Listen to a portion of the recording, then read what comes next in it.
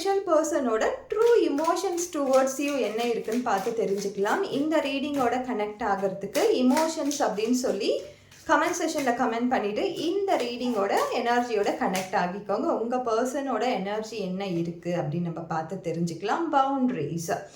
So இந்த boundaries அப்படின்ற அந்த வார்த்தை கேட்கும் போதே நிறைய பேருக்கு புரிஞ்சிருக்கும். உங்களுடைய ஸ்பெஷல் பர்சனோட எனர்ஜி எப்படி இருக்குன்னா, ஒரு பவுண்ட்ரி செட் பண்ணியிருக்காங்க. ஆல்ரெடி இந்த ரிலேஷன்ஷிப்குள்ளே வரும்போது அவங்க சொல்லி தான் வந்திருப்பாங்க, என்னால் இதெல்லாம் முடியும், என்னால் இதெல்லாம் முடியாது, என்கிட்டேருந்து இதை எதிர்பார்க்காது, என்கிட்டேருந்து இதை நீ எதிர்பார்க்கலாம் அப்படின்ற அந்த பவுண்ட்ரி செட் பண்ணியிருப்பாங்க. அந்த பவுண்ட்ரிக்குள்ளே இருந்தால் மட்டும்தான் இந்த உறவு உங்களுக்கு ஒரு நீண்ட கால உறவாக இருக்கும். அந்த பவுண்ட்ரியை விட்டு நீங்கள் வெளியில் போனாலும் சரி, அவங்களால அதுலேருந்து வெளியில் வரவே முடியாது. உங்களுக்காக அதை ட்ரை கூட பண்ண மாட்டாங்க. ஸோ நீங்கள் இதை புரிஞ்சுக்கிட்டீங்கன்னா இந்த உறவு என்பது நீண்ட கால உறவாக இருந்திருக்கும்.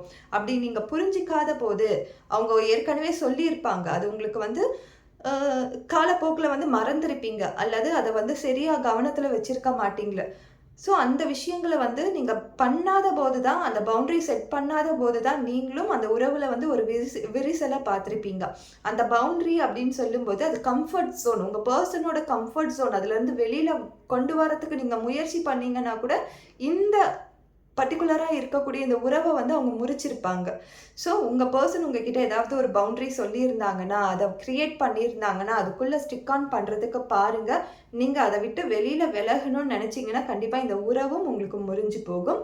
அதே மாதிரி நீங்களும் இந்த உறவுக்குள்ளே இருக்கும்பொழுது ஒரு பவுண்ட்ரி க்ரியேட் பண்ணி என்னால் இது முடியும், இது முடியாது அப்படின்றத பவுண்ட்ரியை செட் பண்ணி நீங்களும் அவங்க கூட பழகிறது ரொம்ப நல்லது. இதுதான் உங்கள் பர்சன் உங்ககிட்ட சொல்லணும்னு நினைக்கிற ஒரு விஷயமாக இருக்குது. தேங்க்யூ.